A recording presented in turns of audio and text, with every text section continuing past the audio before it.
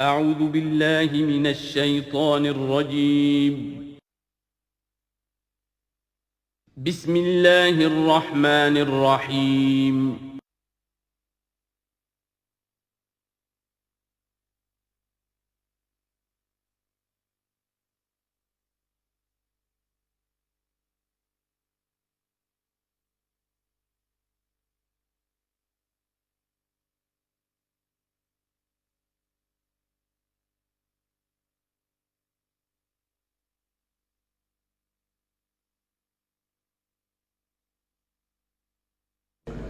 نحمده ونصلي على رسوله الكريم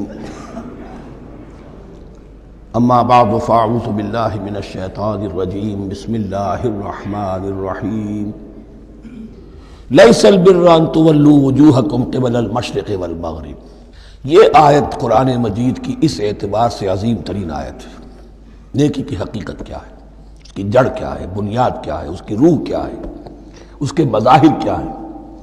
مظاہر میں اولین شے کون سی ہے، ثانین کون سی ہے، ثالثاً کون سی ہے، اور اس پر ایک پورا علم الاخلاق جو قرآن کا ایک مکمل کتاب تصنیف کی جا سکتی ہے۔ ایتھکس، قرآنک ایتھکس کے لیے یہ آیت ایک یوں سمجھیے کہ جڑ اور بنیاد ہے۔ لیکن یہ سمجھ لیں کہ یہ آیت یہاں آئی کیوں ہے۔ پس منظر میں وہی تحویل قبلہ ابھی ہے۔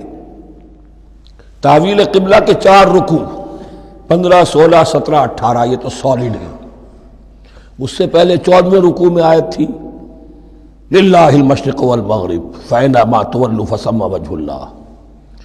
ادھر بھی پھر اتنی آیتیں چھوڑ کر پھر یہی لیس البر ان تولوا وجوہکم قبل المشرق والمغرب۔ نیکی یہی نہیں ہے کہ تم اپنے چہرے مشرق اور مغرب کی طرف پھیر دو۔ یہ نہیں کہا یہ نیکی نہیں ہے، نیکی یہی نہیں ہے، یہ بھی نیکی ہے۔ جو ظاہر ہوگا نیکی کا وہ بھی نیکی ہے، لیکن اصل سے اس کا باطن ہے۔ باطن صحیح ہے، نیک ہے تو حقیقت میں نیکی نیک ہے، ورنہ نہیں۔ وَلَٰكِنَّ الْبِرَّ، بلکہ نیکی تو اس کی ہے۔ اب یہاں سے شروع ہوا جو نیکی کی جڑ ہے، بنیاد ہے۔ مَنْ آمَنَ بِاللَّهِ وَالْيَوْمِ الْآخِرِ وَالْمَلَائِكَةِ وَالْكِتَابِ وَالنَّبِيِّينَ۔ سب سے پہلے ایمان، تاکہ تصحیح نیت ہو جائے۔ یہ جو ایمان لائے اللہ پر، یعنی جو نیکی کر رہا ہے صرف اللہ سے اجر کا طالب ہے۔ والیوم الآخر، اور قیامت کے دن پر کہ اس کا کوئی اجر دنیا میں نہیں، صرف آخرت میں مطلوب ہے۔ ورنہ آدمی سوداگری کرے، دکانداری کرے، کپڑا بیچے، کچھ اور بیچے، دین تو نہ بیچے۔ دین کا کام کر رہا ہے تو اس کے لیے سوائے اخروی نجات کے اور سوائے اللہ کی رضا کے کوئی اور شے مقصود نہ ہو۔ والملائکۃ والکتاب والنبیین، اور ایمان لایا فرشتوں پر اور کتابوں پر اور انبیاء پر۔ یہ تینوں مل کر ایک یونٹ بنتے ہیں۔ فرشتہ لایا دین، کتاب بن گئی، اور انبیاء پر آئی وہ کتاب۔ ایمان بالرسالت کا تعلق نیکی کے ساتھ یہ ہے کہ نیکی کا ایک مجسمہ تمہارے سامنے رہے، آئیڈیل، اسوہ۔ ایسا نہ ہو کہ اونچ نیچ ہو جائے۔ نیکیوں میں بھی ایسا ہوتا ہے، کوئی جذبات میں ایک طرف کو نکل گیا، کوئی جذبات میں ایک طرف کو نکل گیا۔ اس گمراہی سے بچنے کی ایک شکل ہے کہ ایک مجسمہ مکمل، ایک اسوہ کاملہ سامنے ہو جس میں معتدل ہو تمام چیزیں، اور وہ ہمارے لیے اسوہ کاملہ محمد الرسول اللہ کی شخصیت ہے۔ نیکی کے ظاہر کے لیے ہم انہیں معیار سمجھیں گے، جو شے جتنی ان کی سیرت میں ہے اس سے زیادہ نہ ہو، اس سے کم نہ ہو۔ کوشش یہ ہو، آئیڈیل یہ ہو کہ بالکل انسان حضور صلی اللہ علیہ وسلم کے اسوہ کاملہ کی پیروی کرے۔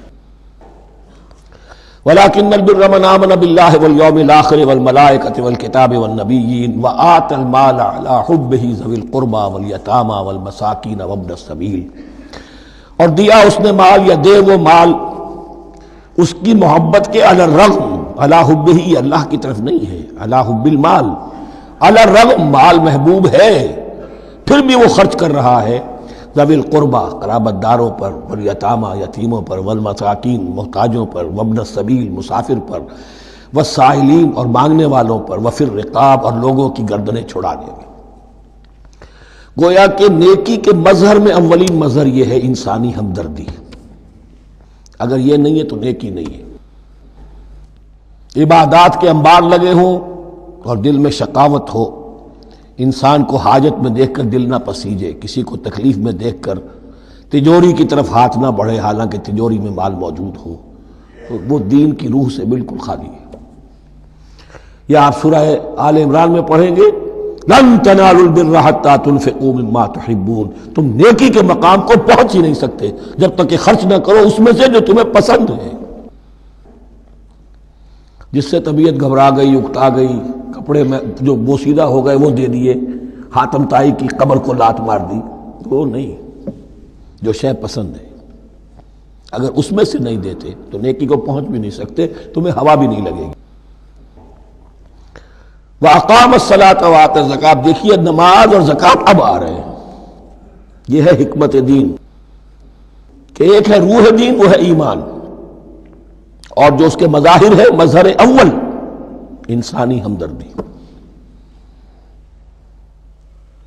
نمبر دوم ہے پھر نماز اور زکوٰۃ، اور یہاں زکوٰۃ کو علیحدہ ذکر کیا ہے، اور اس آیت کا حضور نے حوالہ دیا ان فی المال لحقا سوی الزکاۃ۔ دیکھو کچھ لوگوں نے سمجھا بس ہم نے زکوٰۃ نکال دی تو حق ادا ہو گیا پورا، بڑی بے وقوفی ہے۔ مال میں حق ہے زکوٰۃ کے سوا بھی، اور اب آپ نے یہ آیت پڑھی، دیکھو اس آیت میں کیا ہے، زکوٰۃ کا تذکرہ بعد میں ہو رہا ہے، وَآتَ الْمَالَ عَلَىٰ حُبِّهِ ذَوِي الْقُرْبَىٰ وَالْيَتَامَىٰ وَالْمَسَاكِينَ وَابْنَ السَّبِيلِ وَالسَّائِلِينَ وَفِي الرِّقَابِ وَأَقَامَ الصَّلَاةَ وَآتَى الزَّكَاةَ۔ اس کی کیا حکمت ہے کہ ایمان کو تر و تازہ رکھنے کے لیے نماز ہے، اقم الصلاۃ لذکری، اور انسانی ہمدردی میں مال خرچ کرنے کے جذبے کو پروان چڑھانے کے لیے، برقرار رکھنے کے لیے زکوٰۃ ہے۔ اتنا تو دو نا کم سے کم، بوتل کا منہ تو کھلے، کارک تو نکلے اس کا، اگر بوتل کا کارک نکل جائے گا تو شاید اس میں سے کچھ شربت اور بھی نکل آئے، تو زکوٰۃ ہے تو کارک کے مانند 2.5% ہے، کیا ہے، لیکن یہ کہ اس سے پھر کچھ اور بھی نکلے گا۔ جو زکوٰۃ میں نہیں دیتا اس نے کیا کرنا؟ وَالْمُوفُونَ بِعَهْدِهِمْ إِذَا عَاهَدُوا، اور وہ کہ جو اپنے عہد کو پورا کرنے والے ہیں جب کوئی عہد کر لیں۔ سب سے بڑا عہد اللہ سے کیا، لَسْتُ بِرَبِّكُمْ قَالُوا بَلَىٰ، پھر عہد شریعت کا ہے کہ جو ہم نے کیا اللہ کے ساتھ، پھر آپس میں جو بھی معاہدے ہو جائیں، اور معاملات انسانی سارے کے سارے معاہدات کی شکل میں۔ شوہر اور بیوی کا معاملہ بھی ایک معاہدہ ہے، marriage is a social contract. شوہر کی ذمہ داریاں ہیں، اس کے فرائض ہیں، بیوی کی ذمہ داریاں اس کے فرائض ہیں، شوہر کے حقوق ہیں، بیوی کے حقوق ہیں۔ پھر جو بھی امپلائر امپلائی ریلیشن شپ ہے، معاہدہ ہے، کانٹریکٹ ہے۔ جو ہمارا آپ کا پولیٹیکل سسٹم ہے وہ بھی معاہدوں کے اوپر مبنی ہے، بڑا بزنس جو ہے وہ کانٹریکٹ میں چلتا ہے۔ تو اگر ایک چیز پیدا ہو جائے کہ جو عہد کر لیا ہے اسے پورا کرنا ہے، تو ساری اسٹریم لائننگ ہو جائے گی تمام معاملات کی۔ وَالْمُوفُونَ بِعَهْدِهِمْ إِذَا عَاهَدُوا وَالصَّابِرِينَ فِي الْبَأْسَاءِ وَالضَّرَّاءِ وَحِينَ الْبَأْسِ، اور خاص طور پر صبر کرنے والے فقر و فاقہ میں، جنگ کی حالت میں اور تکلیف میں۔ یعنی ایک نیکی ہے بدھ مت کے بھکشوؤں کی نیکی، ایک نیکی یہ ہے، یہ نیکی باطل کو چیلنج کرتی ہے، یہ نیکی خانقاہوں تک محدود نہیں ہوتی، یہ نیکی صرف انفرادی سطح تک محدود نہیں رہتی۔ جو نیکی اللہ چاہتا ہے وہ یہ ہے کہ اب باطل کا سر کچلنے کے لیے میدان میں آؤ، اور جب باطل کا سر کچلنے کے لیے میدان میں آؤ گے تو خود بھی تکلیفیں اٹھانی پڑیں گی۔ صحابہ کرام کو بھی جانیں دینی پڑی ہیں، سینکڑوں صحابہ نے جام شہادت نوش کیا۔ تو آخری چوٹی کیا ہے؟ گویا کہ سمم بونم جس کو کہتے ہیں ایتھکس کے اندر، کہ اس نظریہ اخلاق میں سب سے اونچی منزل کون سی ہے؟ وہ سمم بونم جو ہے اسلام کا، والصابرین فی البأساء والضراء وحین الباس ولا تقولوا لمن يقتل فی سبیل اللہ اموات بل احیاء ولکن لا تشعرون۔ وہ آیت یاد کر لیجیے، اولئک الذین صدقوا، یہ ہیں لوگ جو سچے ہیں۔ دعوت و نیکوکاری کا بہت شوق ہے، یہ ہیں وہ لوگ کہ جو سچے ہیں۔ وَأُولَٰئِكَ هُمُ الْمُتَّقُونَ، اور یہی حقیقت میں متقی ہیں۔ تمہارے ذہنوں میں کوئی اور نقشے بیٹھے ہوئے ہیں، کوئی لباس ہے، وضاقتہ ہے، بس یہ بڑا متقی آدمی ہے۔ تقویٰ اس کا نام ہے، یعنی یہ پوری انسانی شخصیت کا ایک ہیولہ ہے، ایک پوری انسانیت کا ایک فرد کا نقشہ کھینچ دیا گیا کیریکٹر کا، اس کے اندر روح ایمان اور خارج میں اس ترتیب کے ساتھ دین کی یہ تقاضے اور نیکی کے یہ مظاہر موجود ہیں۔ اللہم ربنا اجعلنا منہم، اللہم ربنا اجعلنا منہم۔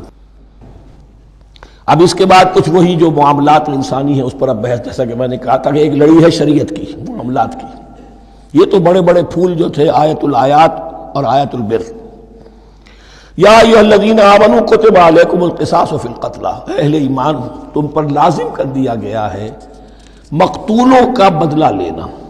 قتلہ قتیل کی جمع بھی ہے اور مقتول سے یہ مصدر بھی ہو سکتا ہے کہ تمہارے لیے یعنی اس معاملے میں سہل انگاری صحیح نہیں ہے۔ انسانی تمدن کی جڑ کٹتی ہے جب کسی معاشرے کے اندر انسان کا خون بہانا عام ہو جائے، تمدن کی جڑ کٹ جائے گی۔ تو قصاص تم پر واجب ہے۔ یا ایھا الذین آمنوا کتب علیکم القصاص فی القتلی الحر بالحر والعبد بالعبد والانثى بالانثى۔ ایک آزاد کی جگہ آزاد ہی قتل کیا جائے گا۔ آزاد میں قتل کیا ہے تو ظاہر بات ہے وہ آزاد ہی اس کی جگہ قتل ہوگا۔ یہ نہیں وہ کہے میرا غلام لے جاؤ، میرے 2 غلام لے لو، نہیں۔ والعبد بالعبد، اور عبد کی جگہ عبد ہی ہوگا، جس نے قتل کیا وہی قتل کیا جائے گا۔ والانثى بالانثى، اور اگر قتل کرنے والی عورت ہے تو وہ عورت ہی قتل ہوگی۔ اس میں چونکہ وہاں بہت سے رواج مختلف تھے، بہت سے معیار بھی مختلف تھے۔ اگر اوسی خزرجی کو قتل کر دے تو 1/3 خون بہا، 3 گنا خون بہا، اور خزرجی اوسی کو قتل کرے تو 1/3 خون بہا، یہ ان کا قانون تھا۔ اسی طرح یہ کہ آزاد میں اور غلام میں فرق تھا، لیکن ہماری شریعت میں اگرچہ یہ طویل بڑا مضمون ہے اور اس میں کافی فقہا کے اقوال ہیں مختلف، لیکن امام ابو حنیفہ رحمۃ اللہ علیہ کا قول یہی ہے کہ تمام مسلمان آپس میں کفو ہیں، برابر ہیں، لہذا یہاں کوئی فرق نہیں کیا جائے گا قتل کے مقدمات میں۔ فمن عفی لہ من اخیہ شیء فاتباع بالمعروف واداء الیہ باحسان، پھر جس کو معاف کر دیا جائے کوئی شے اس کے بھائی کی جانب سے، یعنی جو مقتول ہے اس کے ورثاء اگر کہتے صاحب ہم اس کی جان بخشنے کو تیار ہیں، چاہے وہ خون بہا لے لیں یا ویسے ہی معاف کر دیں، تو جو بھی کچھ خون بہا طے ہوا ہو اداء الیہ باحسان فاتباع بالمعروف، تو اس کی پیروی کی جائے معروف طریقے پر اور ادائی کی جائے خوبصورتی کے ساتھ۔ ذالک تخفیف من ربکم ورحمہ، یہ تمہارے رب کی طرف سے تخفیف ہے، آسانی کی ہے اور رحمت ہے، اور اس کی رحمت ہونا بہت واضح ہے۔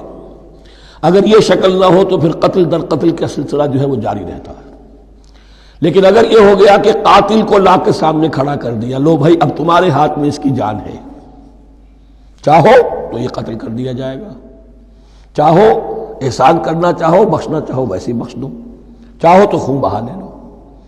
اس سے کیا ہوگا کہ وہ دشمنیوں کا جو دائرہ ہے وہ پھر سمٹ جاتا ہے، بڑھتا نہیں۔ اس میں بڑی رحمت ہے اللہ کی طرف سے۔ قانون جو ہے اسلام میں قتل کا، اس میں مدعی ریاست نہیں ہوتی۔ آج کل ہمارے ہاں غلطی یہ ہے، مدعی ریاست بن جاتی ہے۔ یہ مدعی ہوتا ہے یہاں پر جو بھی مقتول کے ورثاء ہیں، اور کسی کو صدر کو کیا، صدر کے باپ کو بھی اختیار نہیں ہے کہ کسی قاتل کو معاف کر دے۔ قاتل کو معاف کرنے کا جو اختیار ہے وہ صرف مقتول کے ورثاء کو ہے، کوئی صدر نہیں کر سکتا۔ ہمارے دستور میں ہے، پوری شرح پوری شق موجود ہے۔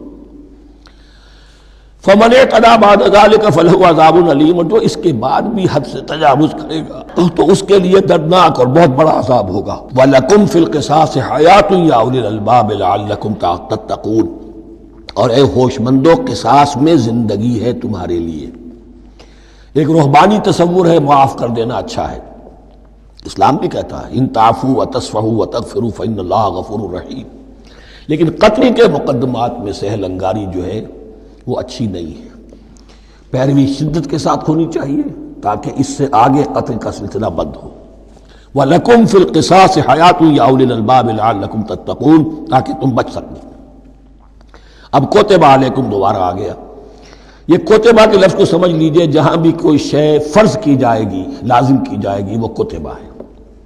اسی لیے شریعت کے لیے قرآن مجید میں جو لفظ ہے الکتاب، الکتاب اس معنی میں کہ اس میں شریعت خداوندی پوری کی پوری موجود ہے۔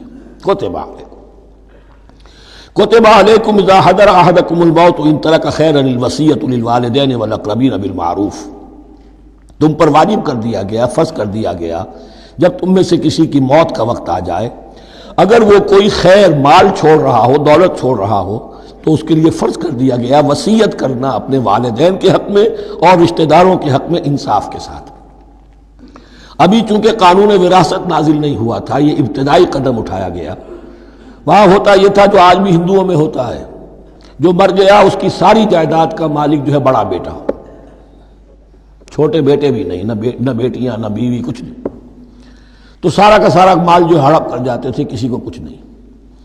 یہاں یہ کہ اب پہلا ابتدائی حکم دیا گیا، لیکن یہ آیت منسوخ ہو جائے گی سورہ نساء میں جب پورا قانون وراثت آ گیا، تو اب یہ آیت منسوخ شمار ہوتی ہے۔ ناسخ وہ قانون وراثت ہے جو سورہ نساء کے دوسرے رکوع میں آئے گا۔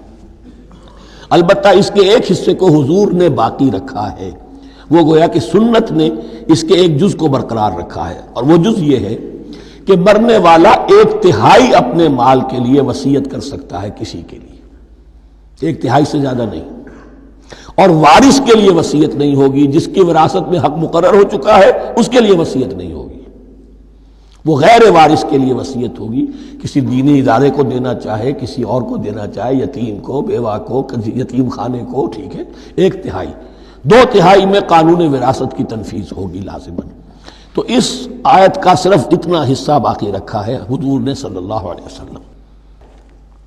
حقاً علی المتقین، یہ اللہ کا تقوی رکھنے والوں پر حق ہے، واجب ہے کہ وہ وصیت کریں کہ ہمارے والدین کو یہ مل جائے، فلاں رشتہ دار کو یہ مل جائے، باقی جو ہے جو بھی ورثاء ہیں لے جائیں۔ فمن بدلہ بعد ما سمعہ، تو جس نے بدل دیا اس وصیت کو اس کے بعد کہ اسے سنا تھا، فإنما اسمہ علی الذین یبدلونہ، تو اس کا بوجھ، اس کا گناہ انہی پر آئے گا جو تبدیل کرتے ہیں۔ جو وصیت کرنے والا تھا وہ بری ہے، اس نے صحیح وصیت کی تھی، جس نے بعد میں اس وصیت میں تحریف کی، تبدیلی کی، اس کا وبال، اس کا بوجھ انہی پر آئے گا۔ ان اللہ سمیع علیم، یقینا اللہ سب کچھ سننے والا اور جاننے والا ہے۔ فمن خاف من موص جنفا، اب اگر کسی کو اندیشہ ہوا کہ وصیت کرنے والے نے جانبداری برتی ہے، ٹھیک وصیت نہیں کی ہے، دیانتداری کے ساتھ اس کی رائے یہ ہوئی، او اسمن، یا گناہ اس نے کمایا ہے، فاصلح بینہم، اور اب ان کے مابین صلح کرا دی، ورثاء کو جمع کیا کہ بھائی وراثت تو یہ تھی، ان کی وصیت تھی، لیکن دیکھو اس میں یہ زیادتی والی بات ہے، اگر تم مطمئن ہو جاؤ، متفق ہو جاؤ، تو اس میں اتنی تبدیلی کر دی جائے ان کے اتفاق سے، فلا اسم علیہ، تو اس میں کوئی گناہ نہیں ہے، یعنی ایسی نہیں ہے یہ بات کہ اس کو وہ سینکشن اور سینکٹیٹی حاصل ہو گئی ہے، تقدس، کہ اب اس میں کوئی تبدیلی نہیں ہو سکتی۔ باہمی مشورے سے اور اچھے جذبے سے، اصلاح کے جذبے سے وصیت میں تغیر ہو سکتا ہے۔ ان اللہ غفور الرحیم، یقیناً اللہ تعالی بخشنے والا ہے، رحم فرمانے والا۔ اب لڑی آ گئی دوسری عبادت والی، عبادت میں صوم۔ جہاں تک نماز کا ذکر ہے تو وہ تو مکی صورتوں میں اس کا بے تحاشا مرتبہ ذکر موجود ہے، لیکن یہاں جو ہے معاملہ صوم، اس سے پہلے مکی دور میں صوم کا کہیں کوئی تذکرہ ہی نہیں، نہ عربوں میں اس کا رواج تھا۔ یہ لفظ بھی عربی زبان میں تھا گھوڑوں کے لیے، گھوڑے روزہ رکھتے تھے، رکھتے کیا تھے بیچارے، انہیں رکھوایا جاتا تھا، کیونکہ عربوں کا جو معاملہ تھا وہ لوٹ مار، غارت گری، اور اس کے لیے انہیں چاہیے تیز رفتار سواری، جاؤ حملہ کرو، لوٹو مارو اور بھاگو۔ اونٹ جو ان کی فضا اور ان کے ماحول کے لیے مناسب تھا، وہ زیادہ تیز دوڑ نہیں سکتا، اپنی اس ضرورت کے لیے گھوڑا چاہیے تھا۔ گھوڑے میں عرب کا سخت موسم برداشت کرنے کی عادت نہیں، نازک جانور ہے، وہ پیاسا تو نہیں رہ سکتا 7 دن تک جیسے کہ اونٹ رہ سکتا ہے، بھوکا نہیں رہ سکتا، وہ لو کے تھپیڑے نہیں برداشت کر سکتا، لہذا عرب اس کو رکھواتے تھے روزہ، کھانا پینا بند کیا اور اس کے جو ہے منہ کر کے کھڑے ہو گئے جب گرم تیز ہوا چل رہی ہے، خود تو اپنے آپ کو لپیٹ لیا اپنے گھتنے میں، غترہ کہلاتا ہے وہ جو بھی کپڑا اوپر ہوتا ہے، اور وہ اس گھوڑے کو جو ہے وہ ساری آگ اس پر برس رہی ہے تاکہ اس میں عادت پیدا ہو جائے جھیلنے کی، برداشت کرنے کی، تو جنگ کے موقع پر کہیں یہ دغا نہ دے جائے، اگر یہی ہمت ہار گیا تو اس کا تو کیا گیا جائے گا، تو اصل میں سوار ہے جو مارا گیا۔ یہ روزہ ان کے ہاتھ تھا، لیکن جب حضور آئے مدینے میں تو یہاں یہود میں روزے کا رواج تھا، وہ ایک تو عاشورہ کا روزہ رکھتے تھے، اس لیے کہ وہ تاریخ تھی جس میں کہ نجات ملی تھی بنی اسرائیل کو فرعونیوں سے۔ پہلے یہ کہ ہر مہینے میں 3 روزے، اب اگر 30 کے 30 روزے ایک ہی مہینے میں فرض کر دیے گئے ہوتے اور وہ ہوتے جون جولائی کے تو جان نکل جاتی۔ بہترین تدبیر یہ کی گئی ہر مہینے میں، اور یہ موسم سارے آ رہے ہیں اس میں۔ پھر کچھ عرصے کے بعد یہ رمضان کا روزہ فرض کیا گیا۔ پہلا جو روزہ تھا 3 دن کا، اس میں یہ بھی تھی اجازت کہ جو اگر مسافر نہیں ہے، بیمار بھی نہیں ہے، طاقت رکھتا ہے روزہ رکھنے کی، پھر بھی روزہ نہ رکھے تو اس کا فدیہ یہ ہے کہ 1 مسکین کو کھانا کھلائے۔ علی الاطلاق تھا یہ۔ جب رمضان کے روزے کی فرضیت ہو گئی تو اب یہ فدیہ نہیں ہے، البتہ حضور نے اس کو باقی رکھا ایسے شخص کے لیے جو بہت بوڑھا ہے، یا کوئی خاتون بہت بوڑھی ہے برداشت نہیں کر سکتی، یا کوئی بیمار ہے، کسی سخت ایسی بیماری میں ہے کہ روزہ اس کے لیے جان کے لیے ہلاکت کا اندیشہ ہو سکتا ہے، اس کے لیے فدیہ برقرار رکھا۔ عام طور پر صحت مند شخص جو مسافر بھی نہ ہو اس کے لیے یہ رعایت ختم ہو گئی۔ یہ ہے ان آیات کی تعبیر جس پر میں پہنچا ہوں، اور بہت عرصے بہت پہلے پہنچ گیا تھا، لیکن چونکہ اکثر مفسرین نے یہ بات نہیں لکھی ہے تو میں جھجکتا رہا، لیکن بعد میں مجھے معلوم ہوا کہ مولانا انور شاہ کاشمیری رحمۃ اللہ علیہ کی رائے یہی ہے، تو مجھے اعتماد ہو گیا۔ اور پھر مجھے اس کا ذکر جو ہے یہ تفسیر کبیر میں امام راضی کے ہاں بھی مل گیا کہ متقدمین کے ہاں یہ رائے موجود تھی کہ پہلی 2 آیتیں جو ہیں اس روزے سے متعلق یہ رمضان کے روزے سے متعلق نہیں ہیں، بلکہ وہ 3 ہر مہینے کی 13، 14 اور 15 ایام 20 کے روزے حضور نے بعد بھی رکھے ہیں نفلاً، لیکن شروع میں یہ 3 روزے رکھنے کا حکم دیا گیا تھا۔ پہلی 2 آیتیں اس 6 آیتوں پر مشتمل رکوع، اور یہ ایک عجیب مقام ہے۔ قرآن مجید کے احکام بہت دفعہ ہے، نماز کے احکام قرآن میں بہت دفعہ ہیں، کہیں وضو کا ہے، کہیں تیمم کا ہے، کہیں اور نماز خوف کا ہے، مختلف جگہوں پر، لیکن صوم کی عبادت پر یہ 6 آیات کامل ہیں، مکمل ہیں، اس کی حکمت، اس کی غرض و غایت، اس کے احکام سب کے سب اس میں آ گئے۔ اب پہلی 2 آیتیں کون سی ہیں؟ یا ایھا الذین آمنوا کتب علیکم الصیام کما کتب علی الذین من قبلکم لعلکم تتقون، اے ایمان والو تم پر بھی فرض کیا گیا روزہ رکھنا جیسے کہ فرض کیا گیا تھا تم سے پہلوں پر، تاکہ تمہارے اندر تقوی پیدا ہو جائے۔ وہ جنگ کے لیے کرواتے تھے گھوڑوں کو تیار، تمہیں تقوی کے لیے اپنے آپ کو تیار کرنا ہے، بھوک کو قابو میں رکھ سکو، شہوت کو قابو میں رکھ سکو، پیاس کو برداشت کر سکو۔ اللہ کی راہ میں جنگ کے لیے تمہیں نکلنا ہوگا، اس میں بھوک بھی آئے گی، پیاس بھی آئے گی، اپنے آپ کو تیار کرو جہاد کے لیے۔ اور یہ بات واضح ہو جائے گی، اگلے رکوع سے قتال کی بحث شروع ہو جائے گی۔ روزے کی یہ گفتگو ہو رہی ہے تمہیداً قتال کے لیے، جیسے گھوڑوں کو تیار کیا جاتا تھا، صوم رکھوایا جاتا تھا قتال کے لیے۔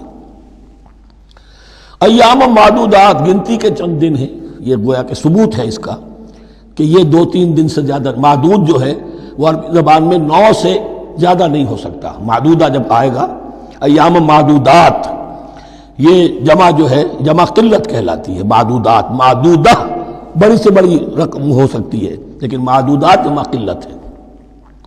گنتی کے چند روز ہیں۔ فمن کان منکم مریضا، ان میں بھی یہ رعایت ہے کہ جو تم میں سے بیمار ہو، او علی سفر، یا سفر پر ہو، فعدۃ من ایام اخر، تو وہ تعداد پوری کر لے دوسرے دنوں میں۔ وعلی الذین یطیقونہ، اور جو اس کی طاقت رکھتے ہوں، فدیۃ طعام مسکین، وہ فدیہ دیں 1 مسکین کا کھانا کھلانا۔ ان آیات کی تفسیر میں جیسا کہ میں نے عرض کیا مفسرین کے بہت سے اقوال ہیں، اب میں اس کی بحث میں نہیں جا سکتا، جو میں نے اپنے مطالعے کے بعد رائے قائم کی ہے میں صرف وہی بیان کر رہا ہوں کہ اس وقت، اور یہ امام راضی کے الفاظ ہیں کہ یہ فرضیت الگ تعیین نہیں تھی بلکہ الگ تخییر تھی۔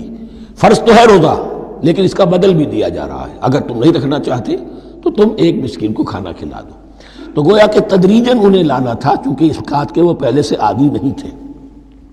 فمن تطوع خیرا فهو خیر اللہ، اور جو اپنی جی سے، اپنی مرضی سے خیر کرنا چاہے تو اس کے لیے خیر ہے، روزہ بھی رکھے اور مسکین کو کھانا بھی کھلائے، دونوں کام کرے، تو اس میں کوئی رکاوٹ تو نہیں، اس کے لیے بہتر ہوگا۔ وَأَن تَصُومُوا، اور دیکھو اگر روزہ رکھو، خیر لکم ان کنتم تعلمون، یہ تمہارے لیے بہتر ہے اگر تم جانو۔ اب یہاں بھی ایک طرح کی رعایت کا انداز ہے۔ اب آ رہی ہیں 2 آیتیں جو خاص رمضان کے روزے سے متعلق ہیں، حکمت اور غرض و غایت۔ پھر ایک آیت طویل آئے گی احکام، اور پھر ایک آیت آئے گی لٹمس ٹیسٹ۔ یہ 6 آیتیں۔ شہر رمضان الذی انزل فیہ القرآن، رمضان کا مہینہ وہ ہے جس میں قرآن نازل کیا گیا۔ ہدی للناس وبینات من الہدی والفرقان، لوگوں کے لیے ہدایت اور ہدایت کی بھی روشن بینات باتیں، والفرقان اور حق و باطل میں فرق کر دینے والی چیز۔ فمن شہد منکم الشہر، تو جو کوئی بھی پائے اس مہینے کو، یا جو شخص بھی مقیم ہو اس مہینے میں، مسافر نہ ہو، فلیصم، اس پر لازم ہے کہ روزہ رکھے۔ اب وہ وجوب علی التخییر ختم ہو گیا، اب وجوب علی التعیین، اب یہ لازم ہے، یہ رکھنا ہے۔ ایک رعایت باقی رکھی، ومن کان مریضا او علی سفر فعدۃ من ایام اخر، جو بیمار ہے یا یہ کہ سفر پر ہے وہ تعداد پوری کر لے دوسرے دنوں میں۔ یرید اللہ بکم الیسر ولا یرید بکم العسر، اللہ تمہارے ساتھ آسانی چاہتا ہے، سختی نہیں چاہتا۔ یہ لوگ اپنے اوپر سختیاں جھیلتے ہیں، شدید جو ہے سفر کے اندر بھی روزہ رکھے ہوئے، حالانکہ یہاں اجازت دی ہوئی ہے۔ یہ بلکہ حضور نے ایک مرتبہ ایک سفر میں کافی سرزنش کی، کچھ ایک جہاد اور قتال پہ نکلے تھے، لیکن کچھ لوگوں نے اس سفر میں بھی روزہ رکھ لیا۔ نتیجہ یہ ہوا کہ سفر کے بعد جہاں منزل میں اب جا کر خیمے لگانے تھے وہ نڈھال ہو کر گر گئے، جن لوگوں کا روزہ نہیں تھا انہوں نے پھر وہ خیمے لگائے، منزل کا کام کیا۔ تو حضور نے فرمایا کہ لیس من البر الصیام فی السفر، روزے رمضان اس میں سفر میں روزہ رکھنا کوئی نیکی کا کام نہیں ہے۔ لیکن ہمارا تصور اور ہے، 105 بخار چڑھا ہوا ہے، روزہ نہیں کھولوں گا میں، روزہ تو میں نے رکھا ہوا ہے، یا روزہ تو میں نہیں چھوڑوں گا۔ حالانکہ جہاں رعایت اللہ کی ہے اس رعایت سے فائدہ نہ اٹھانا ایک طرح کا کفران نعمت ہے۔ وَلِتُكْمِلُوا الْعِدَّةَ، لیکن تمہیں عدت اور تعداد اب پوری کرنی ہوگی۔ وہ جو تھی ایک رعایت کہ فدیہ دے کر فارغ ہو جاؤ، وہ نہیں ہے۔ وَلِتُكَبِّرُوا اللَّهَ عَلَىٰ مَا هَدَاكُمْ، اور تاکہ تم تکبیر کرو اللہ کی اس پر کہ جو اس نے ہدایت تمہیں عطا فرمائی۔ وَلَعَلَّكُمْ تَشْكُرُونَ، اور تاکہ تم شکر کر سکو اس نعمت عظمیٰ کا جو قرآن حکیم کی شکل میں تمہیں دی گئی ہے۔ اس موضوع پر میرا کتابچہ عظمت صوم اور عظمت صیام و قیام قرآن، اس میں یہ سارے مضامین تفصیل سے آئے ہیں، کیا حکمت ہے، کیا غرض و غایت ہے، کیا مقصد ہے، اور آخری منزل کیا ہے، وَإِذَا سَأَلَكَ عِبَادِي عَنِّي فَإِنِّي قَرِيبٌ۔ مطلوب تو یہ ہے کہ تمہارا جو یہ جسم حیوانی ہے یہ کچھ کمزور پڑے، روح ربانی جو تم میں پھونکی گئی ہے اسے تقویت حاصل ہو۔ دن میں روزہ رکھو، اس حیوانی وجود کو ذرا کمزور کرو، دباؤ اس کے تقاضوں کو، رات کو کھڑے ہو جاؤ، اللہ کا کلام سنو اور پڑھو، تاکہ تمہاری روح کی آبیاری ہو، اس پر حیات، آب حیات کا ترشح ہو۔ نتیجہ کیا نکلے گا؟ تمہارے اپنے اندر سے ایک پیاس ابھرے گی، وَإِذَا سَأَلَكَ عِبَادِي عَنِّي فَإِنِّي قَرِيبٌ، تقرب الی اللہ کا جذبہ پیدا ہوگا۔ تو اے نبی، جب میرے بندے، ایسے بندے آپ سے میرے بارے میں سوال کریں، ان کو بتا دیجئے میں قریب ہوں، دور نہیں ہوں۔ یہ حقوق انسانی کا میرے نزدیک دنیا میں سب سے بڑا میگنا کارٹا ہے۔ اللہ اور بندے کے درمیان کوئی فصل نہیں ہے، فصل اگر ہے تو تمہاری اپنی خباثت ہے۔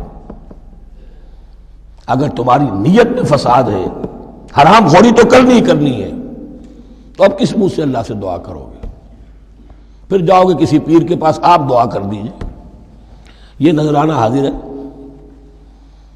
یہ طریقہ کیا ہے؟ انسان کا نفس حائل ہے اور کوئی نہیں، ورنہ ہم تو مائل بے کرم ہیں، کوئی سائل ہی نہیں، راہ دکھنا ہے کسی رہنوی منزل ہی نہیں، کوئی پوپ نہیں، کوئی پنڈت نہیں، کوئی پادری نہیں، کوئی پیر نہیں، کوئی نہیں۔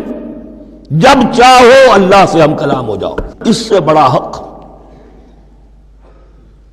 کیوں خالق و مخلوق میں حائل رہے پردے؟ پیران کلیسا کو کلیسا سے اٹھا دو، میرا ہر بندہ جب چاہے جہاں چاہے مجھ سے ہم کلام ہو جائے۔ ہاں شرط ہے اس کی، وہ شرط آگے آ رہی ہے، اجیب دعوت الداعی اذا دعان، میں تو ہر پکارنے والے کی پکار سنتا ہوں، اور سنتا نہیں جواب دیتا ہوں، اور صرف جواب نہیں دیتا، قبول کرتا ہوں۔ اجابت میں یہ تینوں چیزیں موجود ہیں۔ اور اذا دعان، جہاں مجھے پکارے جب پکارے، there and then میں موجود ہوں۔ لیکن شرط کیا ہے؟ فَلْيَسْتَجِيبُوا لِي، انہیں بھی تو میرا کہنا ماننا چاہیے، یہ یک طرفہ بات نہیں ہوگی۔ فاذکرونی اذکرکم، تم مجھے یاد رکھو گے تو میں تمہیں یاد رکھوں گا۔ یہ دو طرفہ معاملہ ہے، تم شکر کرو گے میں تمہاری قدردانی کروں گا، تم میری طرف چل کر آؤ گے میں بھاگ کر آؤں گا، تم بارش برآؤ گے میں ہاتھ بڑھاؤں گا، لیکن تم رخ موڑ لو گے ہم بھی رخ موڑ لیں گے۔ ہماری تو غرض نہیں ہے، غرض ہے تو تمہاری، تم رجوع کرو گے ہم بھی رجوع کر لیں گے، تم توبہ کرو گے ہم اپنی نظر کرم پھر تمہاری طرف متوجہ کر دیں گے۔ لیکن ہر چیز ان تنصر اللہ ینصرکم، اللہ کی مدد کرو گے تو اللہ تمہاری مدد کرے گا۔ تمہاری دوستیاں ہو، پینگے بڑھا رہے ہو اللہ کے دشمنوں کے ساتھ، ساز باز ہو اللہ کے دشمنوں کے ساتھ، اور کھڑے ہو جاؤ قنوت نازلہ میں اللہ سے مدد مانگنے کے لیے، تم سے بڑا بے وقوف کون ہوگا؟ پہلے اللہ کی طرف رخ تو کرو، اللہ سے اپنا معاملہ درست کرو۔ ہاں اس میں کوئی یہ شرط نہیں ہے کہ پہلے ولی کامل اس وقت توبہ کرو خلوص نیت سے اور سارے پردے ہٹ جائیں گے، لیکن خلوص نیت کے ساتھ توبہ۔ وَإِذَا سَأَلَكَ عِبَادِي عَنِّي فَإِنِّي قَرِيبٌ أُجِيبُ دَعْوَةَ الدَّاعِ إِذَا دَعَانِ فَلْيَسْتَجِيبُوا لِي وَلْيُؤْمِنُوا بِي لَعَلَّهُمْ يَرْشُدُونَ أُحِلَّ لَكُمْ لَيْلَةَ الصِّيَامِ الرَّفَثُ إِلَىٰ نِسَائِكُمْ۔ اب یہ ہے احکام کی آیت، بڑی طویل ہے، کیونکہ یہود کے ہاں شریعت میں روزہ جو ہے شروع ہو جاتا تھا شام کو ہی، اور رات بھی روزے میں شامل تھی، تو تعلق زن و شو بھی نہیں ہو سکتا، اور کوئی سحری وحری کا تصور نہیں تھا، جیسے ہی سوئے رات شروع روزہ شروع، اب اگلے دن تک غروب آفتاب تک روزہ رہے گا۔ ہمارے ہاں روزے میں نرمی کی گئی ہے، ایک تو یہ کہ رات کو اس سے خارج کر دیا، روزہ دن کا ہے، اور رات کے وقت تعلق زن و شو بھی ہے، کھانا پینا بھی ہے، جو پابندیاں روزے کی ہیں وہ سب اٹھ گئی۔ لیکن ہو یہ رہا تھا کہ لوگ سمجھ رہے تھے کہ شاید وہی جو احکام ہیں یہود کے ہاں شاید وہی ہمارے ہاں بھی ہیں، اس لیے وہ ایسا بھی ہوتا تھا اپنے جذبات میں بیویوں سے مقاربت کرتے تھے، لیکن دل میں سمجھتے تھے کہ ہم نے غلط کام کیا ہے۔ یہاں اب ان کو اطمینان دلایا جا رہا کہ نہیں، احل لکم لیلۃ الصیام الرفث الی نسائکم، حلال کر دیا گیا ہے تمہارے لیے روزے کی راتوں میں اپنی بیویوں کے پاس جانا۔ ہن لباس لکم وانتم لباس لہن، وہ پوشاک ہے تمہارے لیے، تم پوشاک ہو ان کے لیے۔ بڑا بلیغ کنایا ہے یہ، جیسے لباس میں اور جسم میں کوئی پردہ نہیں ہے، لباس ہی تو پردہ ہے نا، لباس میں اور جسم میں تو کوئی پردہ نہیں، ایسے ہی بیوی میں اور شوہر میں کوئی پردہ نہیں۔ ہن لباس لکم وانتم لباس لہن۔ ویسے بھی انسان کے اخلاق کی حفاظت کرنے والی، مرد کے اخلاق کی حفاظت کرنے والی بیوی ہے، بیوی کے اخلاق کی حفاظت کرنے والا مرد ہے۔ وہ مجھے اقبال کا شعر یاد آ رہا تھا، تعلیم نئی ہو کہ پرانی، نسوانیت زن کا نگہباں ہے فقط مرد۔ نہ پردہ نہ تعلیم نئی ہو کہ پرانی، نسوانیت زن کا نگہباں ہے فقط مرد۔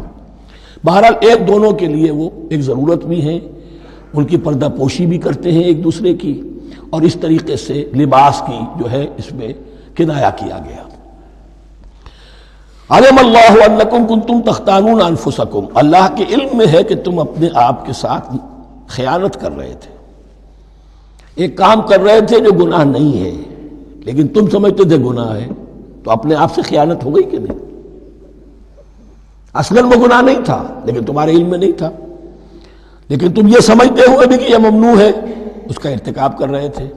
علم اللہ انکم کنتم تختانون انفسکم فتاب علیکم، تو اللہ نے تم پر نظر رحمت فرمائی، وعفا عنکم، اور بخش دیا، معاف کر دیا، جو بھی خطائیں ہو گئی ہیں وہ سب کے سب معاف سمجھو۔ فالآن باشروہن، اب ان کے ساتھ جو بھی تعلق زو شے ہے وہ قائم کرو، وابتغوا ما کتب اللہ لکم، اور تلاش کرو، حاصل کرو جو کچھ اللہ نے تمہارے لیے لکھ دیا ہے۔ کیا لکھ دیا؟ ایک تو اولاد تعلق زن و شو میں، اور ایک سکون ہے کہ جو اللہ تعالیٰ نے اس میں رکھا ہے، لِتَسْكُنُوا إِلَيْهَا، قرآن مجید میں یہ الفاظ آئے، ایک تسکین ہے، سکون ہے، اعصاب کا تناؤ جو ہے وہ اس کے بعد جو ہے اس کے اندر ایک سکون کی کیفیت پیدا ہو جاتی ہے۔ اور یہی اس میں حکمت ہے کہ حضور اپنے ہر سفر میں ہم ایک زوجہ محترمہ کو ضرور ساتھ رکھتے تھے، اس لیے کہ قائد کو، سپہ سالار کو کسی وقت بڑی ایسی یعنی پریشان کن صورتحال میں فیصلے کرنے پڑتے ہیں، جذبات پر دباؤ ہوتا ہے اور اعصاب پر دباؤ ہوتا ہے، تو ساتھ اگر کوئی اہلیہ بھی موجود ہو تو اس میں، اور اس کے بہترین مواقع سیرت میں آئے ہیں، وہ پھر کسی وقت میں بیان کروں گا۔ وابتغوا ما كتب الله لكم وكلوا واشربوا حتى يتبين لكم الخيط الابيض من الخيط الاسود من الفجر، اور کھاؤ اور پیو یہاں تک کہ واضح ہو جائے تمہارے لیے سفید دھاری فجر کی سیاہ دھاری سے، یعنی یہ پاؤں پھٹنے کے لیے استعارہ ہے کہ جب سفیدہ نمایاں ہوتا ہے ایک لکیر کی طرح، پاؤں پھٹ گئی، اس وقت تک کھانے پینے کی چھوٹ ہے، سحری جو ہے آپ کر سکتے ہیں، بلکہ کلو واشربو، کھاؤ اور پیو، اور اس کی حدیث میں تاکید آئی ہے، اور یہ بھی فرمایا ہمارے اور یہود کے روزے کے مابین سحری جو ہے وہ فرق ہے، تسحروا فإن فی السحور برکہ، سحری ضرور کیا کرو اس لیے کہ سحری میں برکت ہے۔ ثم اتموا الصیام الی اللیل، پھر رات تک روزے کو پورا کرو۔ اب رات تک میں اکثر فقہا کے نزدیک غروب آفتاب مراد ہے، اہل تشیع اس سے ذرا آگے جاتے ہیں کہ رات کا لفظ آیا ہے تو ذرا اور غروب آفتاب پر چند منٹ گزر جائے، لیکن ہمارے اہل سنت کے ہاں غروب آفتاب جو ہے وہی گویا کہ یہ اس کی غایت ہے۔ وَلَا تُبَاشِرُوهُنَّ وَأَنْتُمْ عَاكِفُونَ فِي الْمَسَاجِدِ، لیکن یہ رعایت جو تمہیں دی جا رہی ہے اس میں ایک استثناء ہے، جب تم معتکف ہو مسجدوں میں تو پھر اپنی بیویوں سے کوئی تعلق قائم نہ کرو۔ وَلَا تُبَاشِرُوهُنَّ، مت ان سے مباشرت کرو، وَأَنْتُمْ عَاكِفُونَ فِي الْمَسَاجِدِ، جبکہ تم مسجدوں میں اعتکاف میں ہو، آخری عشرے میں جو اعتکاف ہوتا ہے۔ تِلْكَ حُدُودُ اللَّهِ فَلَا تَقْرَبُوهَا، یہ اللہ کی حدود ہے، ان کے قریب مت جاؤ۔ بعض جگہ پر آتا ہے فَلَا تَعْتَدُوهَا، ان حدود کو عبور نہ کرو، ان سے تجاوز نہ کرو۔ تو حرام تو یہی شے ہوگی کہ حدود سے تجاوز کیا جائے، لیکن احتیاط اس میں ہے to keep at a safe distance, ذرا دور رہو۔ آخری حد تک چلے جاؤ گے تو اندیشہ ہے کہ کہیں اس حد کو کراس نہ کر جاؤ۔ فلا تقربوها، اللہ کے حدود سے ذرا ایک سیف ڈسٹینس کے اوپر رہنا ضروری ہے۔ کذالک یبین اللہ آیاتہ للناس، اسی طرح اللہ تعالیٰ واضح کرتا ہے اپنی نشانیاں لوگوں کے لیے، لعلہم یتقون، تاکہ وہ تقوی کی روش اختیار کر سکے، بچ سکے۔ اب وہ لٹمس ٹیسٹ والی آیت آ گئی، تقوی کا ٹیسٹ کیا ہے؟ روزہ اس لیے فرض کیا کہ تقوی پیدا ہو جائے، یہ سارے احکام تمہیں دیے جا رہے ہیں تاکہ تمہیں تقوی پیدا ہو جائے۔ ٹیسٹ کیا ہے؟ تقوی کا لٹمس ٹیسٹ عقل حلال، یہ نہیں ہے کوئی نیکی نہیں۔ وَلَا تَأْكُلُوا أَمْوَالَكُمْ بَيْنَكُمْ بِالْبَاطِلِ، اپنے مال آپس میں باطل طریقوں سے ہڑپ نہ کرو۔ وَتُدْلُوا بِهَا إِلَى الْحُكَّامِ، اور اپنے مال کو ذریعہ نہ بناؤ حکام تک پہنچنے کا، لِتَأْكُلُوا فَرِيقًا مِنْ أَمْوَالِ النَّاسِ بِالْإِثْمِ، تاکہ تم لوگوں کے مال کو ہڑپ کر سکو گناہ کے ساتھ، وَأَنْتُمْ تَعْلَمُونَ، اور تم اس کو جانتے بوجھتے کر رہے ہو۔ جو شخص اس معیار سے تو اس سے باز آ گیا وہ ہے متقی، یہ لسٹ میں ٹیسٹ ہے۔ ورنہ نمازوں کی تعداد، روزوں کی تعداد اور حرام کھانا تو تقویٰ نہیں۔ یہ میں حیران ہوتا ہوں کہ اب اس پر کبھی غور نہیں کیا ہے لوگوں نے کہ یہ آیت کہاں سے آ گئی درمیان میں۔ روزے کے احکام اور اس کے بعد قتال کے احکام بھی شروع ہوں گے، حج کے احکام شروع ہوں گے، یہ بیچ میں آیت۔ واقعہ یہ ہے کہ جیسے روزے کی حکمت کا نقطہ عروج کیا ہے، وَإِذَا سَأَلَكَ عِبَادِي عَنِّي فَإِنِّي قَرِيبٌ، روح انسانی میں ایک طلب پیدا ہو جائے تقرب اللہ کی۔ اسی طرح احکام صوم میں جو کلائمیکس ہے وہ یہ ہے، وَلَا تَأْكُلُوا أَمْوَالَكُمْ بَيْنَكُمْ بِالْبَاطِلِ وَتُدْلُوا بِهَا إِلَى الْحُكَّامِ لِتَأْكُلُوا فَرِيقًا مِنْ أَمْوَالِ النَّاسِ بِالْإِثْمِ وَأَنْتُمْ تَعْلَمُونَ۔ يَسْأَلُونَكَ عَنِ الْأَهِلَّةِ، اے نبی آپ سے پوچھ رہے ہیں چاند کی گھٹتی بڑھتی صورتوں کے بارے میں۔ قُلْ هِيَ مَوَاقِيتُ لِلنَّاسِ وَالْحَجِّ، کہہ دیجئے یہ لوگوں کے لیے ایک اوقات کا تعین ہے، کیلنڈر ہے، اور حج کے لیے۔ اب دیکھو آپ کو معلوم ہے کہ یہ اللہ تعالیٰ نے ایک کیلنڈر لٹکا دیا ہے، معلوم ہو گیا یہ چاند پہلی تاریخ ہو گئی، کچھ دنوں کے بعد آپ نے دیکھا معلوم ہوتا ہے کہ اب ایک ہفتہ گزر گیا ہے، آدھا چاند ہو گیا ہے، 2 ہفتے ہو گئے، پورا چاند ہو گیا ہے، پھر نے گھٹنا شروع کیا۔ تو یہ گویا کہ لوگوں کے لیے اوقات کار کی تعین کے لیے، اور خاص طور پر سب سے اہم شے حج۔ اور یہ نوٹ کیجئے، صوم کے بعد حج اور حج کے ساتھ قتال۔ حج وہ عبادت ہے جو ایک خاص جگہ پر ہو سکتی ہے، نماز ہر جگہ ہو سکتی ہے، روزہ ہر جگہ ہو سکتا ہے، عبادت اور ہر جگہ ہو سکتی ہے، اور زکوٰۃ ہر جگہ دی جا سکتی، حج تو وہی ہوگا۔ اور وہ تھا اس وقت زیر تسلط مشرکین کے، اور مشرکین کے تسلط سے نکالنے کے لیے قتال لازم تھا۔ اس قتال کے لیے صبر پہلے پیدا ہونا ضروری ہے۔ جو گھوڑوں کو روزہ رکھواتے تھے پہلے خود روزہ رکھو، یہ ترتیب ہے، ربط ہے۔ صوم کے احکام فوراً حج اور قتال کے احکام۔ یسألونک عن الأہلة قل هی مواقیت للناس والحج ولیس البر بأن تأتوا البیوت من ظہورها ولکن البر من اتقی۔ اور یہ کوئی نیکی نہیں ہے کہ تم گھروں میں ان کی پشت پر سے داخل ہو، بلکہ نیکی تو اس کی ہے جس میں تقوی ہے۔ یہ اصل میں ان کے ہاں ایک رواج تھا، کیونکہ حج تو ہو رہا تھا ایام جاہلیت میں بھی، اس کے مناسک کی بگڑی ہوئی شکلیں بھی موجود تھیں، کچھ ترمیمیں انہوں نے کر دی تھی، یہ حج تو تھا ان کا۔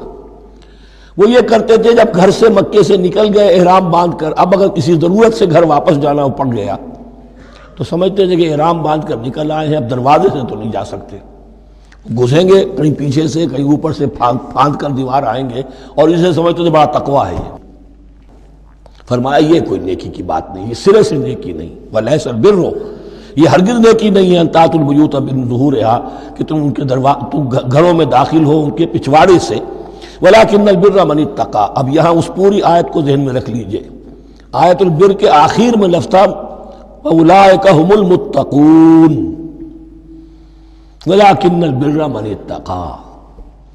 گویا کہ وہ پورا تصور جو ہے یہاں پر جو آیا بر میں آ چکا ہے، اس کو اس لفظ کے حوالے سے اس پورے تصور کو پھر آپ کے ذہن میں تازہ کر دیا۔ وَأْتُوا الْبُيُوتَ مِنْ أَبْوَابِهَا، گھروں میں داخل ہو ان کے دروازوں سے، وَاتَّقُوا اللَّهَ لَعَلَّكُمْ تُفْلِحُونَ، اور اللہ کا تقوی اختیار کرو تاکہ تم فلاح پاؤ۔ وَقَاتِلُوا فِي سَبِيلِ اللَّهِ الَّذِينَ يُقَاتِلُونَكُمْ، لیجئے قتال آ گیا۔ اب یہ تیسری کڑی آ گئی نا، ایک لڑی عبادات کی، ایک لڑی معاملات کی، ایک لڑی انفاق کی، ایک لڑی قتال کی، یہ چوتھی کڑی ہے۔ وَقَاتِلُوا فِي سَبِيلِ اللَّهِ الَّذِينَ يُقَاتِلُونَ، اللہ قتال کرو اللہ کی راہ میں ان سے جو تم سے قتال کر رہے ہیں۔ وَلَا تَعْتَدُوا، لیکن حد سے تجاوز نہ کرو۔ إِنَّ اللَّهَ لَا يُحِبُّ الْمُعْتَدِينَ، اللہ تعالی حد سے تجاوز کرنے والوں کو پسند نہیں کرتا۔ وَاقْتُلُوهُمْ حَيْثُ ثَقِفْتُمُوهُمْ، انہیں قتل کرو جہاں بھی پاؤ۔ وَأَخْرِجُوهُمْ مِنْ حَيْثُ أَخْرَجُوكُمْ، اور نکالو انہیں وہاں سے جہاں سے انہوں نے تمہیں نکالا ہے۔ مہاجرین کہاں سے نکالے گئے تھے؟ مکے سے۔ محمد الرسول اللہ پر وہاں پر حیات تنگ کر دی گئی تھی، قافیہ تنگ کر دیا گیا تھا، تبھی تو آپ نے ہجرت کی۔ نکالو انہیں وہاں سے جہاں سے انہوں نے تمہیں نکالا ہے۔ والفتنة اشد من القتل، اور یہ خیال نہ رہے کہ قتل اور خون ریزی جو ہے تو بری بات ہے، فتنہ اس سے بھی زیادہ بری بات ہے۔ فتنہ کیا ہے؟ ایسے حالات جن میں کہ انسان اللہ خدائے واحد کی بندگی نہ کر سکے، اسے غلط کاموں پر مجبور کیا جائے، حرام خوری پر مجبور ہو گیا ہو، یہ سارے حالات فتنہ ہیں۔ تو قتل اور خون ریزی اتنی بری شے نہیں ہے جتنی فتنہ۔ والفتنة اشد من القتل ولا تقاتلوهم عند المسجد الحرام حتى يقاتلوكم فيه، ہاں مسجد حرام وہ چونکہ اسے تو امن کی جگہ بنا دیا گیا ہے، ان سے جنگ مت کرو مسجد حرام کے پاس جو بھی حرم کا علاقہ ہے، حتیٰ یقاتلوکم، یہاں تک کہ وہ خود تم سے قتال کریں اس میں۔ فَإِن قَاتَلُوكُمْ، پھر اگر وہ تم سے قتال کرتے ہیں، جنگ کرتے ہیں، فَاقْتُلُوهُمْ، تو قتل کرو انہیں۔ كَذَلِكَ جَزَاءُ الْكَافِرِينَ، یہی بدلہ ہے کافروں کا۔ وَفَإِنِ انتهوا فَإِنَّ اللَّهَ غَفُورٌ رَحِيمٌ، اگر وہ باز آ جائے تو اللہ غفور اور رحیم ہے۔ وَقَاتِلُوهُمْ حَتَّى لَا تَكُونَ فِتْنَةٌ وَيَكُونَ الدِّينُ لِلَّهِ۔ اب جب یہ جنگ کا مرحلہ شروع ہو گیا ہے دعوت محمدی کے سلسلے میں صلی اللہ علیہ وسلم، تو مسلمانوں جان لو ایک دور تھا 12-13 برس تک تمہیں حکم تھا کفو ایدیکم، مارے کھاؤ ہاتھ نہ اٹھاؤ۔ اب یہ نیا دور آ گیا ہے، تمہاری دعوت و تحریک جو ہے وہ نئے دور میں داخل ہو گئی ہے۔ اب جب تمہاری تلواریں نیام سے باہر آ گئی ہیں، اب یہ نیام میں نہ جائیں جب تک کہ فتنہ بالکل ختم نہ ہو جائے اور دین اللہ ہی کے لیے ہو جائے، اللہ کا دین قائم ہو جائے۔ یہ آیت دوبارہ آئے گی اور زیادہ نکھری ہوئی شان کے ساتھ سورہ انفال میں، وَقَاتِلُوهُمْ حَتَّى لَا تَكُونَ فِتْنَةٌ وَيَكُونَ الدِّينُ كُلُّهُ لِلَّهِ، دین کل کا کل، جز نہیں. دین کی بالادستی پوری انسانی زندگی پر، انفرادی بھی اجتماعی بھی، اور اجتماعی کے بھی سارے پہلو، politico socio economic system totally وہ اللہ کے احکام کے تابع ہو. وَقَاتِلُوهُمْ حَتَّى لَا تَكُونَ فِتْنَةٌ وَيَكُونَ الدِّينُ لِلَّهِ فَإِنِ انْتَهَوْا فَلَا عُدْوَانَ إِلَّا عَلَى الظَّالِمِينَ. پھر اگر وہ باز آ جائے، صلح چاہے تو ٹھیک ہے، پھر ظالموں کے اوپر جو ہے سوائے ظالموں کے کسی پر زیادتی جائز نہیں. الشہر الحرام بالشہر الحرام، حرمت والا مہینہ بدلہ ہے حرمت والے مہینے کا. والحرمات قصاص، اور حرمات کے اندر بھی بدلہ ہے. فمن اعتدى علیکم فاعتدوا علیہ بمثل ما اعتدى علیکم، تو جو کوئی بھی تم پر زیادتی کرتا ہے، دست درازی کرتا ہے، تو تم بھی اس کے خلاف کارروائی کرو، اقدام کرو جیسے کہ اس نے تم پر زیادتی کی.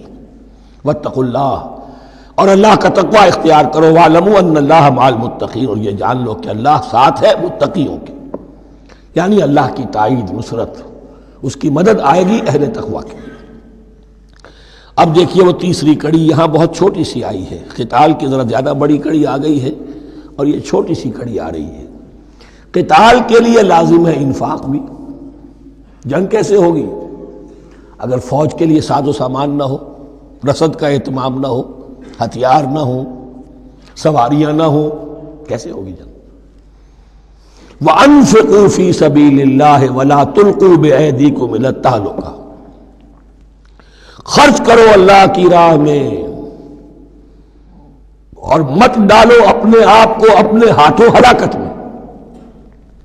یعنی اللہ کا دین اس وقت اسے احتیاج ہے، وہ پیسہ چاہتا ہے.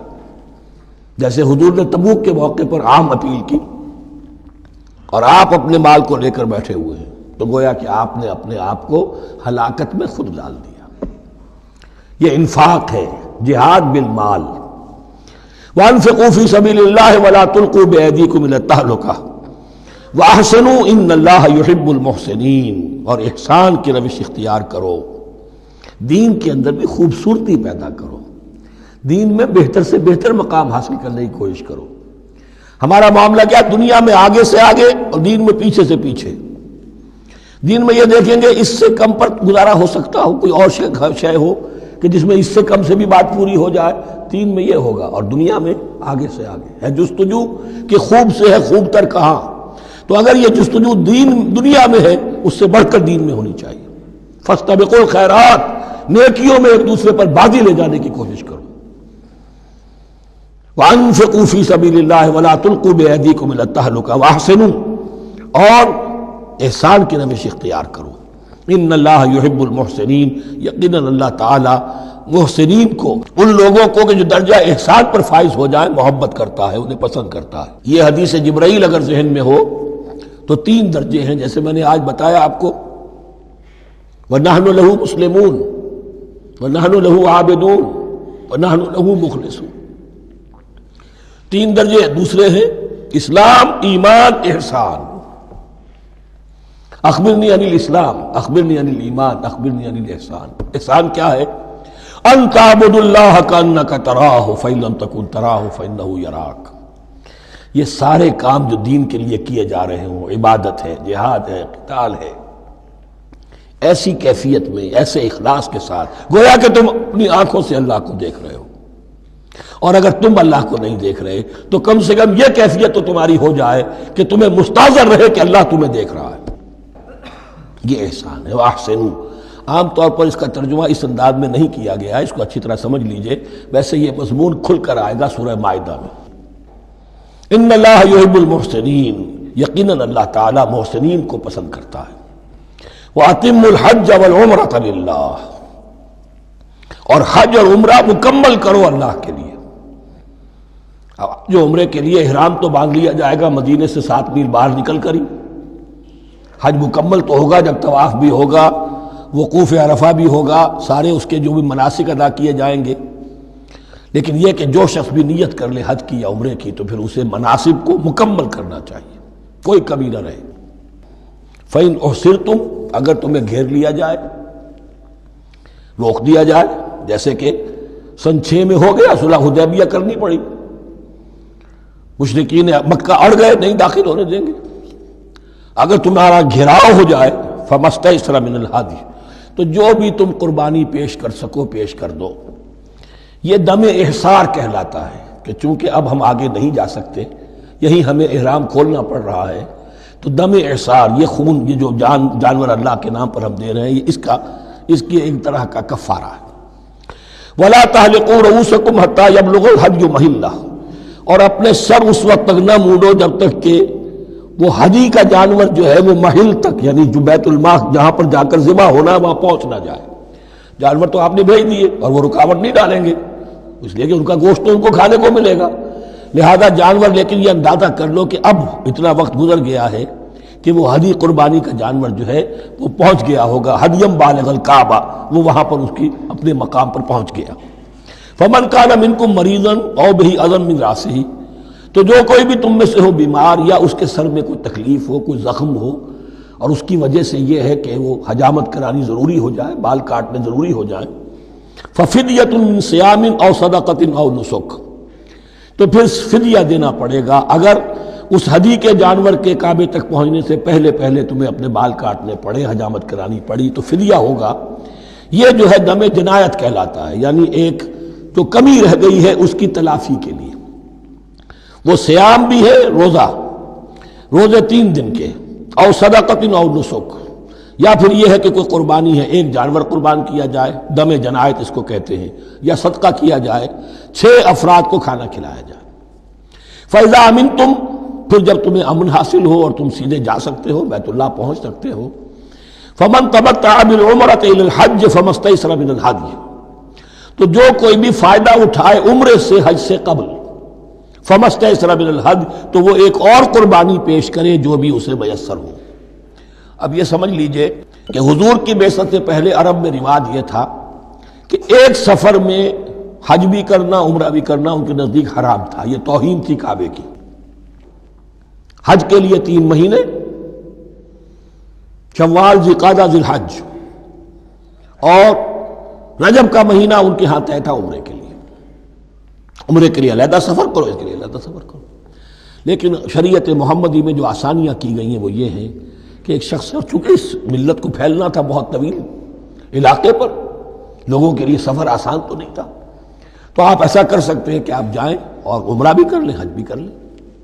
ایک شکل یہ ہے کہ عمرہ کیا، احرام کھول دیا، اور پھر حج کا وقت آیا 8ویں ذی الحج کو، تو پھر احرام باندھا، وہ حج کا احرام ہو گیا، اسے کہتے ہیں تمتع۔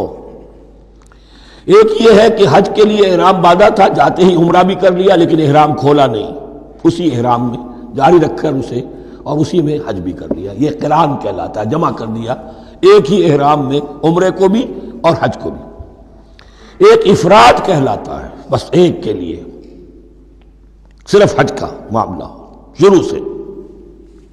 تو یہاں تمتع کی جو ہمیں اجازت دی گئی ہے اس کے لیے، جسے دم شکر کہتے ہیں حضرت امام ابو حنیفہ، یہ شکرانہ ہے کہ ہم ایک قربانی دیں۔ لیکن امام شافعی کے نزدیک یہ بھی دم جنایت ہے، یہ بھی جبر ہے، چنانچہ امام ابو حنیفہ کے نزدیک یہ قربانی جو دی جاتی ہے اس کا گوشت قربانی دینے والا بھی کھا سکتا ہے 1/3 کے درجے میں، لیکن امام شافعی کے نزدیک نہیں، یہ ایک صدقے کے اور اس کے دم جنایت کے قریب کی شے ہے، اس کا گوشت جو ہے قربانی دینے والا خود نہیں کھا سکتا۔ فمن لم یجد، اب اگر کسی کے پاس نہیں ہے یہ ہدیہ پیش کرنے کو، فصیام 3 ایام فی الحج، تو اب اس پر لازم ہے کہ حج میں 3 روزے رکھے، 7ویں، 8ویں اور 9ویں ذی الحج کو روزہ رکھے غیر ایام حج میں۔ 10ویں کا روزہ نہیں ہو سکتا، وہ عید کا دن ہے، یوم النحر ہے۔ وَسَبْعَةٍ إِذَا رَجَعْتُمْ، اور 7 روزے رکھو جبکہ تم واپس چلے جاؤ، اپنے گھروں میں جا کر 7 روزے رکھو۔ تِلْكَ عَشَرَةٌ كَامِلَةٌ، یہ 10 روزے ہوں گے مکمل۔ ذَلِكَ لِمَن لَّمْ يَكُنْ أَهْلُهُ حَاضِرِ الْمَسْجِدِ الْحَرَامِ، لیکن یہ رعایت کہ حج اور عمرہ ایک ہی سفر میں کر لیا جائے اور ایک ہی احرام میں کر لیا جائے، یا 2 احراموں میں کیا جائے، یا یہ کہ ان دونوں کو جمع کرنے کی شکل جو ہے، یہ ایک رعایت ہے کن کے لیے؟ ذَلِكَ لِمَن لَّمْ يَكُنْ أَهْلُهُ حَاضِرِ الْمَسْجِدِ الْحَرَامِ، جس کے اہل و عیال مسجد حرام کے قریب نہیں رہتے، دور سے آ رہے ہیں، تو ظاہر بات ہے کہ ان کے لیے رعایت ہوگی۔ وَاتَّقُوا اللَّهَ، اللہ کا تقوی اختیار کرو، وَاعْلَمُوا، اور جان لو، ان اللہ شدید العقاب، یقیناً اللہ تعالیٰ سزا دینے میں بھی بہت سخت ہے۔ بارک اللہ لی ولکم فی القرآن العظیم ونفعنی وإیاکم بالآیات والذکر الحکیم۔